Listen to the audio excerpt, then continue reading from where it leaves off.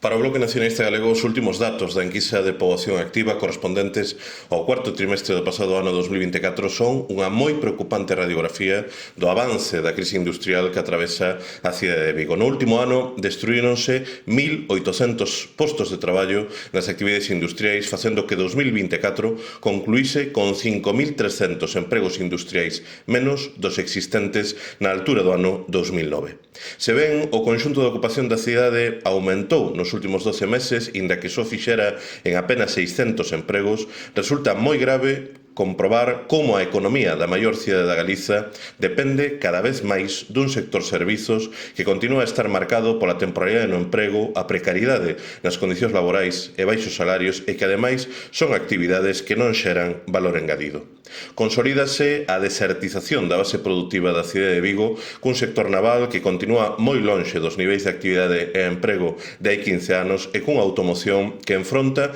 importantes incertezas en a que vemos como sigue a avanzar a deslocalización. Unha situación que ten un efecto de arrastre tanto para a nosa comarca e área como tamén para o conxunto da Galiza e que é consecuencia directa da nefasta política industrial da Xunta do Partido Popular e da falla dunha decidida política de reactivación productiva por parte do Goberno do Estado. O que é claro é que 15 anos de desgoberno galego en mans de Feixóo ou Rueda deixan a cidade de Vigo con case 3.000 empregos menos. O futuro de Vigo non pasa nin polo monocultivo das luces de Nadal, nin polo Xacobeo. Vigo ten todas as condicións para volver ser o potente pulmón industrial de Galiza, apostando nunha diversificación productiva que desenvolva as enormes potencialidades que temos como cidade universitaria para nos configurar como a capital galega da innovación, da tecnoloxía e das comunicacións, e que nos permita liderar o desenvolvemento da Eurorrexión Galiza, norte de Portugal, asentando industria moderna e sustentável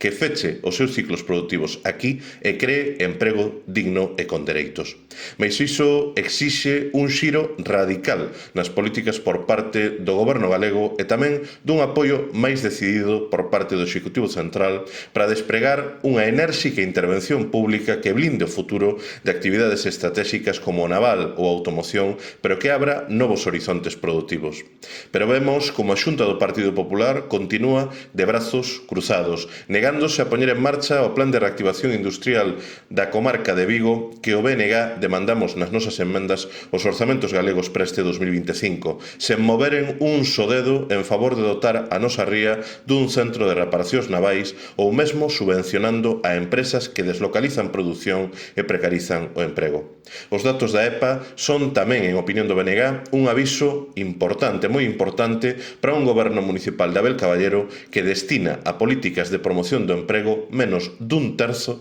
do que decide gastar en luces e adornos de Nadal.